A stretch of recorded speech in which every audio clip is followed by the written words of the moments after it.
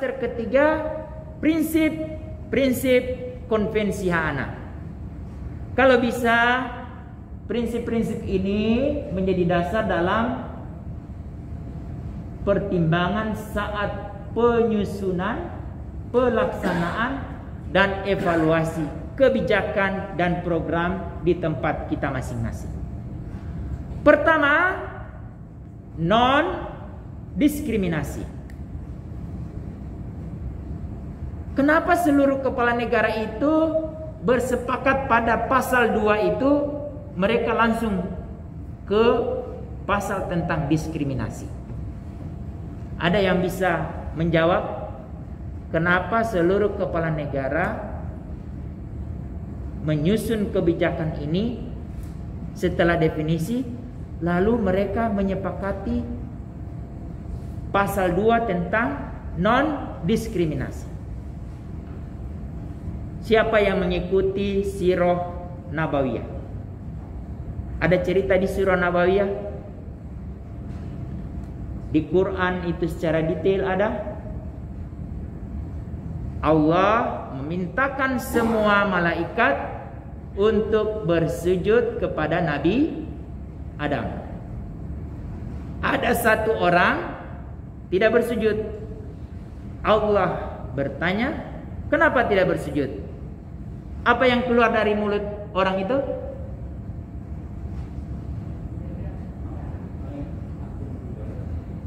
Aku terbuat dari api, sedangkan Nabi dari...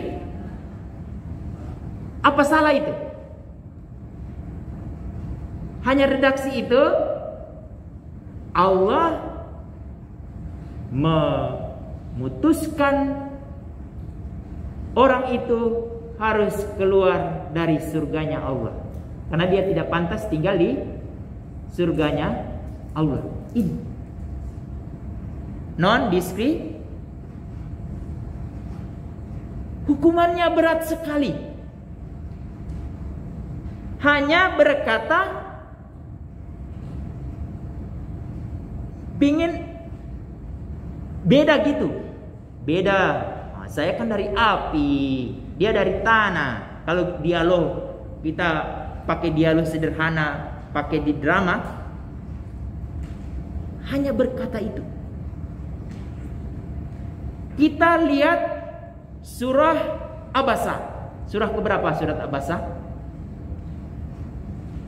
Surat ke-80. Ayat 1 sampai 5. Coba. Rasulullah hanya, mana nih mau didahului? Tamu orang kaya atau Ummu Kalsum yang tidak bisa melihat? Mana nih? Hanya itu. Mana nih? Di redaksi ayat 1 sampai 5, coba Ibu Bapak buka. Di situ dapatnya. Tapi ayat 1 sampai 5 itu, kalau kita datang ke masjid, ada enggak parkir untuk disabilitas? Adakah jalur kursi roda untuk disabilitas? Ada enggak toilet untuk itu? Nah, sekarang kita tanya di sekolah kita. Sekolah kita ada enggak parkir untuk disabilitas? Kalau di puskesmas itu sudah ada. Karena puskesmas harus distandarisasi. Kalau tidak ada fasilitas itu, dia tidak lolos. Bagaimana dengan sekolah kita? Siap untuk itu? Ibu bapak, sekolah inklusi itu sederhana. Ada parkir, ada jalur kursi roda, dan ada toilet untuk orang disabilitas. Sekolah itu tidak perlu harus ceramah atau menjelaskan kepada orang lain. Kami itu adalah sudah menerapkan prinsip non-diskriminasi. Orang sudah tahu. Tapi sekarang saya minta angkat tangan sekolahnya yang sudah punya space parkir yang dicat warna biru untuk kursi roda? Ada? Nah, belum ada. Tepuk tangan untuk itu. Topik materi kita hari ini adalah implementasi konvensi hak anak. Mulai pasal ini kita cek non-diskriminasi.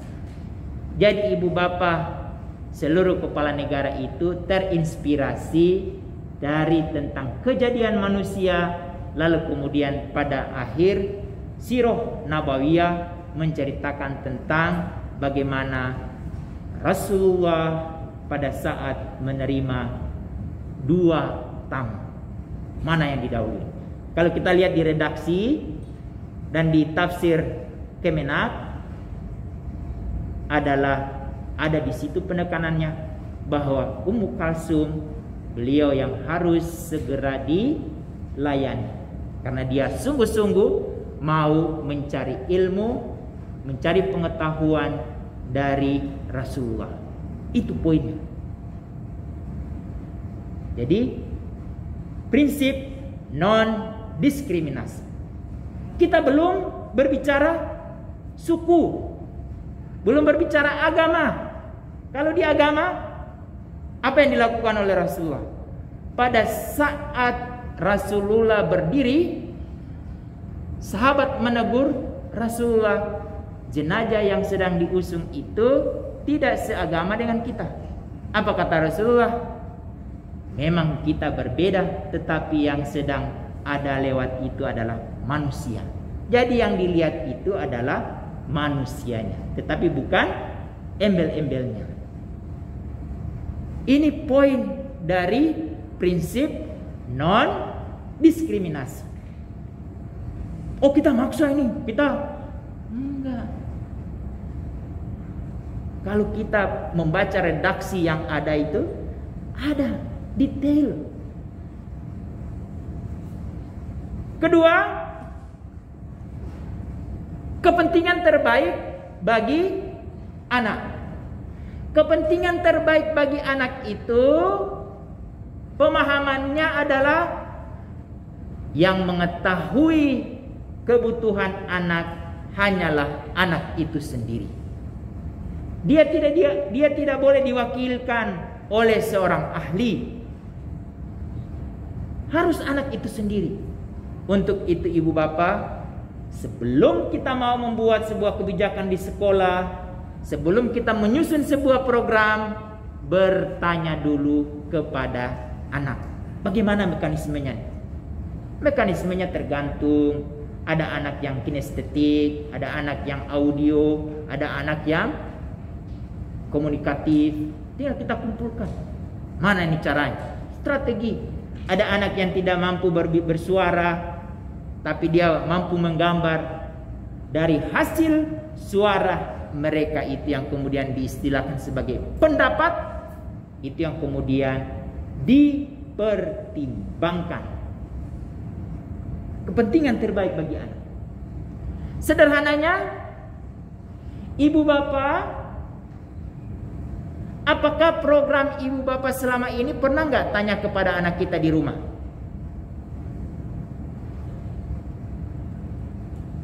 Anak kita saja di rumah tidak mengetahui apa yang dilakukan oleh bapaknya, apalagi anak orang lain. Ini biasanya penekanan saya pada saat dengan orang-orang perencana. Kalau ibu bapak sebagai guru, bagaimana tuh? Mata pelajarannya, tugas-tugasnya sudah disesuaikan tidak? Nah, ini perlu juga. Saya nanti insya Allah hari Sabtu Minggu itu ada pelatihan mengumpulkan orang-orang bagaimana dia mampu memfasilitasi anak agar dia menjadi bersuara. Saya baru latih PGRI tahun 2010. Baru dilatih lagi sekarang 2021. Berapa tahun? 11 tahun yang lalu. Tahun ini saya akan melatih lagi. Kepentingan terbaik bagi anak. Lalu yang ketiga, kelangsungan hidup. Apa yang dimaksudkan dengan kelangsungan hidup? Sederhananya adalah anak adalah manusia, dia memiliki harkat dan martabat, dan dia memiliki hak asasi manusia. Untuk itu tidak boleh direndahkan. Ini yang menerjemahkan prinsip ini nanti, yang menegakkan adalah teman-teman dari kepolisian. Untuk itu, Undang-Undang Perlindungan Anak lengkap dengan hukumannya. Kemudian tumbuh.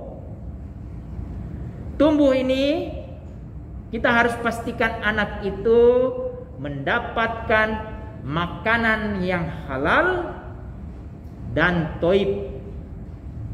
Uang harus jelas sumbernya, sehingga anak akan memakan makanan yang benar-benar dibutuhkan. Siapa yang bertanggung jawab ini? Teman-teman dari Dinas Kesehatan, dari Dinas Pangan, dan dari MUI, agar ada label halal. Dari ahli gizi, agar asupan gizinya benar. Yang kedua, terkait dengan harus terpastikan anak itu memakai pakaian yang layak, bukan lungsuran tanpa penjelasan. Jadi kalau ada lungsuran, harus ada penjelasan kepada anak itu. Penanggung jawab adalah Dinas Perdagangan dan Dinas Kesehatan. Kemudian yang ketiga, anak harus tinggal di rumah yang layak. Kalau bisa tidak dikontrakan. Kalau dikontrakan suka pindah-pindah. Itu tanggung jawab dari PUPR. Lalu ibu bapak, prinsip yang ketiga ini bagian yang terakhir, berkembang. Pastikan setiap detik, setiap menit, setiap jam anak itu hanya mendapatkan informasi positif. Sedangkan kalau dia mendapatkan informasi negatif, kekerasan, pornografi, dan intoleransi, orang dewasa sudah mengingatkan, nak, itu jangan keluar dari mulutmu dan tanganmu, karena ada undang-undang ITE. Jadi si anak harus dimintai pertanggungjawaban sejak dari awal, sehingga dia tidak mudah berkata kasar kepada orang lain. Ini pak gara-gara nonton televisi. Kita punya ilmu tentang literasi media atau melek digital. Lalu yang terakhir, prinsip mendengar pandangan anak. Ibu bapak, kalau dari Undang-Undang 35 tahun 2014 di pasal berapa tadi? Menjamin suara anak itu pasal berapa?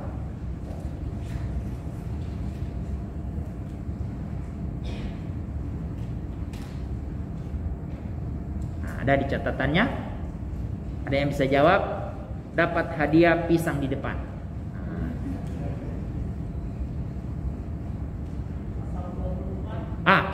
Tepuk tangan. Bapak bisa ambil pisang. Nah, buat saya saja. Saya bawa ke rumah. Menjamin suara anak. Nah, muncul pertanyaan. Itu hukum nasional. Kalau hukum internasional, apa penekanannya yang di pasal 12 ini? Ada 3 situasi kalau boleh anak itu didengar pandangannya. Pertama, pada saat ayah dan ibunya sudah tidak satu prinsip. Paham maksud saya ya? Sudah berbeda prinsip. Tanya sama anak. Nah, ayah ini sudah tidak seprinsip dengan ibumu. Bagaimana pandanganmu? Nah, kalau anak yang sudah dilatih, ayah, pada saat aku menerima rapot, aku suka lihat temanku yang tidak punya ayah itu sedih banget. Apakah ayah mau lihat anaknya sedih seperti temanku? Tidak. Berarti tidak terjadi cerai kan? Begitu juga bundanya. Itu situasi pertama. Situasi kedua, pada saat anak mau dipisahkan dari tempat tidur ayah ibunya. Mulai usia berapa anak itu harus keluar dari kamar kita? Harus keluar ya. Sejak masa pesapihan. Jadi 12 usia 2 tahun kamu nak udah harus pisah ke kamarmu. Sebelum datang ke kamar dia harus di training berapa bulan dulu? Harus di training dulu. Nah, kalau udah di kamarmu nanti ya pasti gelap, hanya sendiri. Lalu kalau mau ke belakang sendiri juga, harus di training. Tapi ada orang tua yang bilang, saya kasihan kalau dia sendiri. Itu orang tua yang melakukan pengabaian. Clear? Memisahkan anak dari tempat tidur kita pada usia yang sudah ditentukan, itu adalah hak anak. Ada apa? Karena anak memiliki privasi. Tapi sesungguhnya ibunya dan ayahnya punya privasi yang harus dijaga oleh ayahnya, dijaga oleh ibunya. Apa itu? Ibu bapak, ada kasus anak yang ditangani oleh salah satu UPTD PPA, belum mau tidur kalau ibu bapaknya belum melakukan gerakan aneh-aneh. Tuh. Jadi tidak perlu anak itu menonton video, di kamarnya sudah terakses apa yang diatur di dalam Undang-Undang Nomor 40 Tahun 2008 tentang pornografi. Clear? Siapa yang masih punya anak, masih tinggal di kamarnya? Umur berapa ibu? Sudah harus mulai latih. Pas 2 tahun selesai, dia harus pindah ke kamarnya sendiri. Privasi.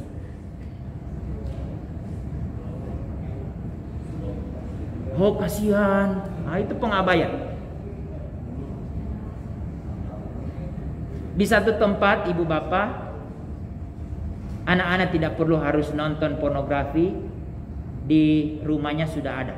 Karena SSS, sempit, apalagi rumah sederhana, sempit, susah selonjor. Itu emangnya anak-anak itu tidak tahu apa kegiatan ayah ibunya malam-malam?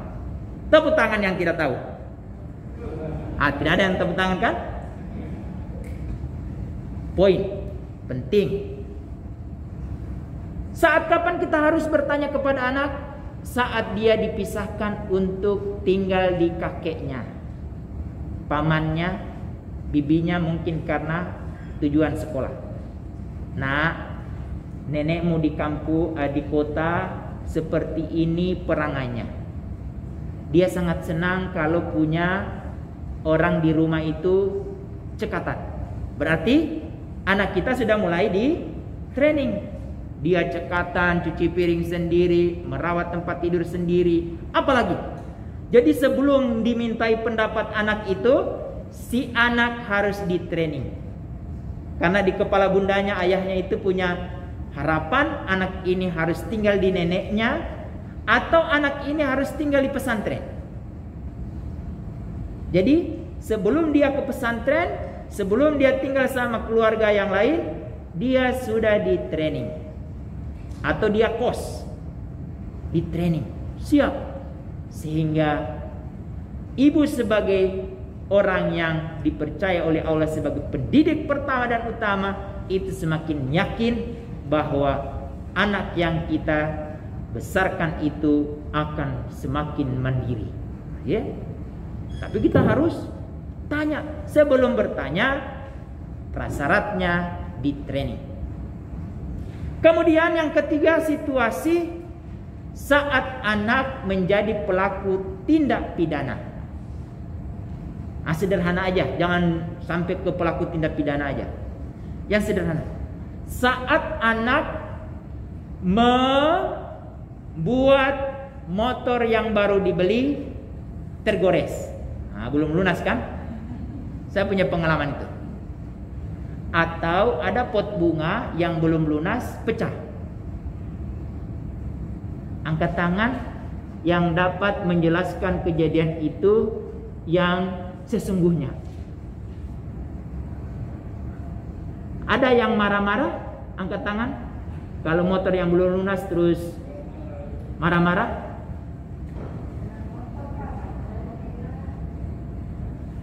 HP, apa lagi?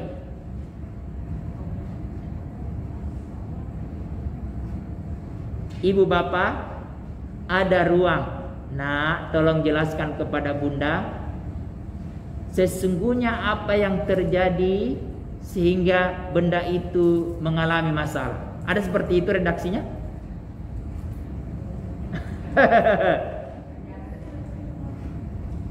Coba saya ingin tunjukkan kepada ibu bapak. Ada satu undang-undang. Undang-undang ini kalau bisa dicatat. Undang-undang ini penting sekali menjadi ayah ibu yang tidak mau menghukum anak. Undang-Undang nomor 11 tahun 2012 tentang sistem peradilan pidana anak. Undang-undang itu penekanannya ke kantor polisi alternatif terakhir. Kebayang? Ada anak yang sudah menjadi pelaku tindak pidana, ke kantor polisi itu alternatif terakhir. Kita ambil yang terakhir aja. Ini yang harus kita perhatikan. Ibu bapak, orang yang menjadi penyidik di kepolisian itu harus punya sertifikat anak. Clear?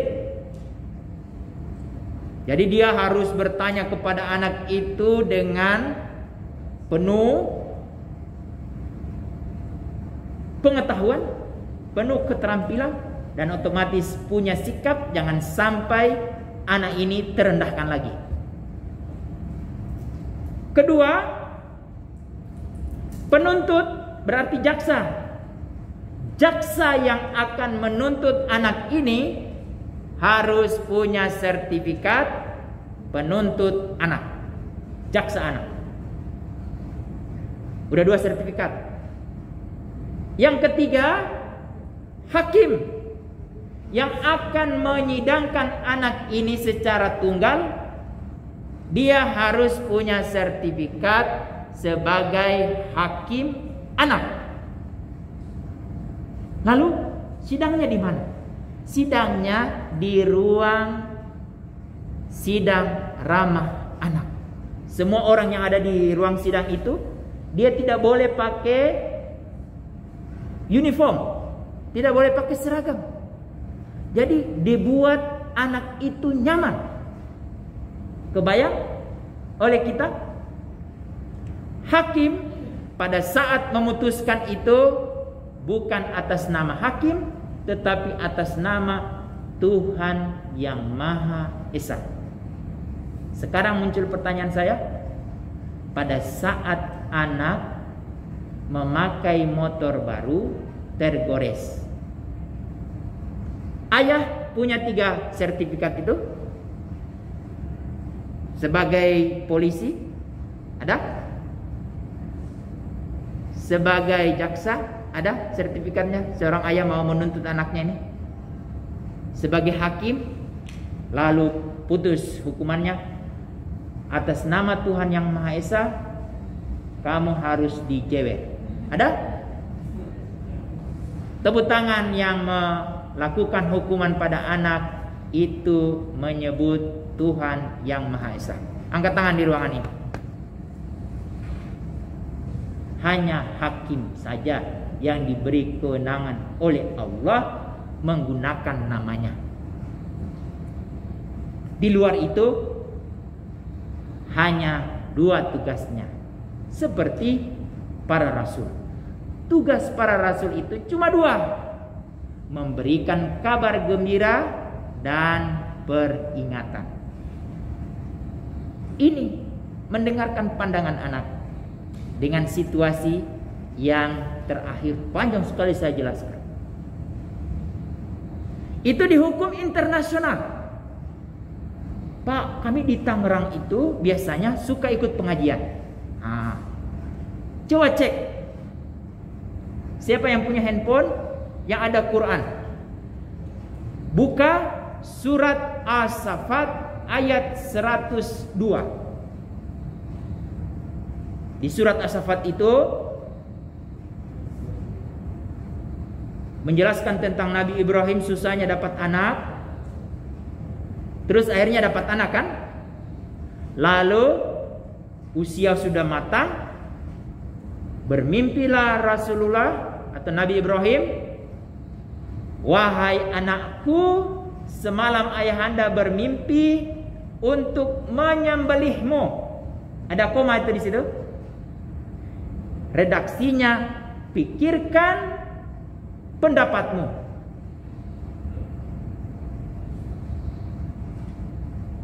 Jadi mendengarkan pandangan anak itu adalah hak anak.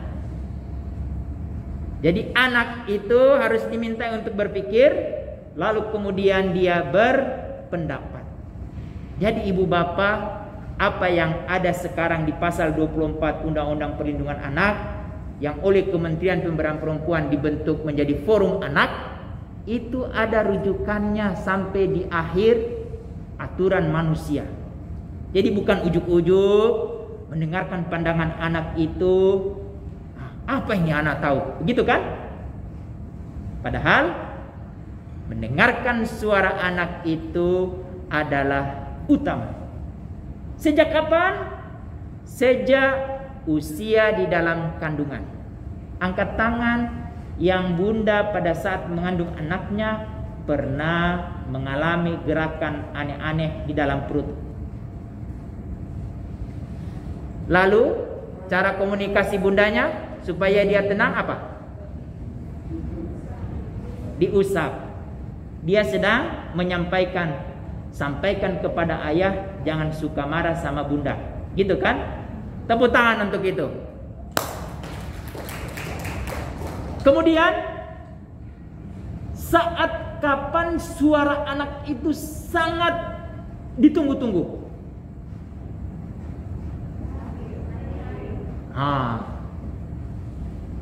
Saat dia keluar, kalau tidak bersuara apa yang terjadi? Gelisahkan orang semua. Tapi kenapa pada saat dia sudah besar tidak pernah lagi dengar suaranya? Tepuk tangan yang suka mengabaikan. Lalu pada saat dia sudah sedang menyusui, ada seorang ibu dari Banyuwangi kuliah di IPB. Dia membuat aplikasi.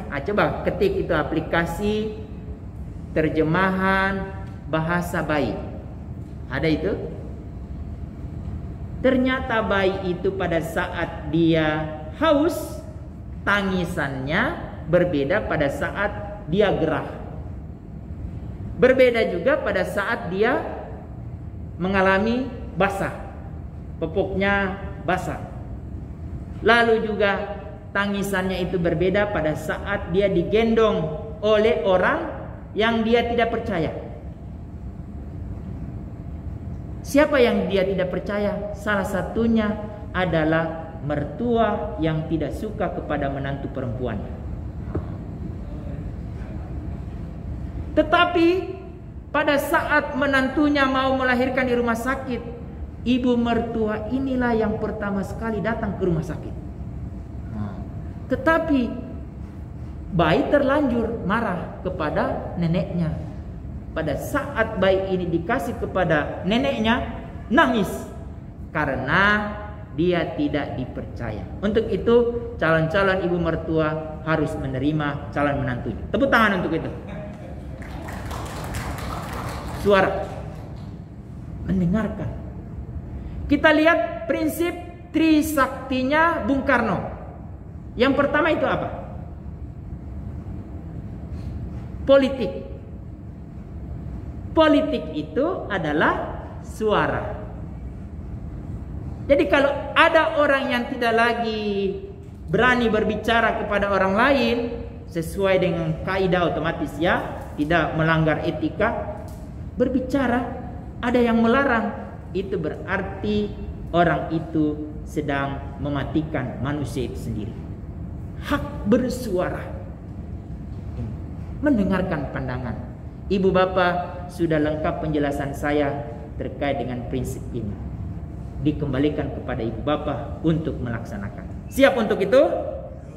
Tepuk tangan. Apa yang harus kita lakukan?